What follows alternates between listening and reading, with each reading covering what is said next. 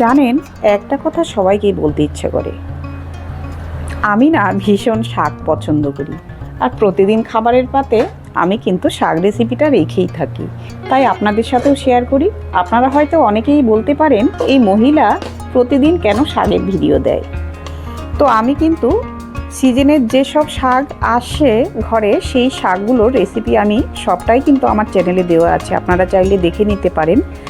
তো বন্ধুরা, আমি বলবো যে শাকটা কিন্তু আমাদের হেলদি একটা রেসিপি, তাই সবসময় এই রেসিপিটি আমি আমার খাবারের তালিকায় রেখেই থাকি। আজকে রান্না করছি লাফা শাক, আর এই শাকটা কিন্তু আমি বেছে নিয়েছি, আপনারা হয়তো দেখলেন।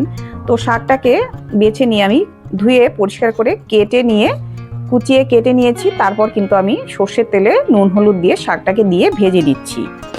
তো নাড়াচাড়া করতে করতে দেখুন শাকটা কিন্তু অল্প হয়ে গেছে। তারপর একটু ঢাকা দিয়ে আমি একটু সেদ্ধ করে নিলাম, মানে শাকের জলটা দিয়ে কিন্তু সেদ্ধ হয়ে গেল। তারপর একটু ঢাকনাটা খুলে একটু মসৃণ করে একটু ভেজে নেব, খুন্তি দিয়ে একটু নাড়াচাড়া করে ভেজে নিলাম। পরপর ভেজে নিয়ে আমি তুলে নিলাম। এখন কিন্তু আমি আবারও কড়াটা পরিষ্কার করে সর্ষের তেল দিয়ে দিলাম, 1 টেবিল চামচ কালো জিরে ফোড়ন দিয়ে যেসব উপকরণ আমি কেটে রেখেছিলাম, যেমন পেঁয়াজ, কাঁচা লঙ্কা, আদা, রসুন, এসব একটু লাল লাল করে ভেজে নিয়ে তারপর ভাজা শাকগুলো আবার দিয়ে দিলাম।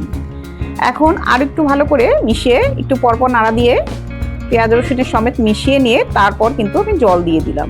আর এই জলটা কিন্তু আপনারা গরম জল ব্যবহার করতে পারেন, আমি উষ্ণ গরম জল রেখেছি, সেটাই আমি দিয়ে দিলাম।